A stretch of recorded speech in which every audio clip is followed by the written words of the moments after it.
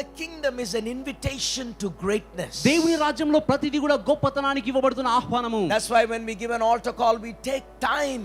అందుకోసమనే రక్షణ కొరకు పిలిపిస్తున్నప్పుడు సమయం కేటాయిస్తాము. Because it's an invitation to greatness. Everything that God does in your life is an invitation and it's a call to greatness. దేవుడు మీ జీవితంలో చేస్తున్న ప్రతిదీ దేవుడు ఇస్తున్నటువంటి పిలుపు గొప్పతనములోనికి.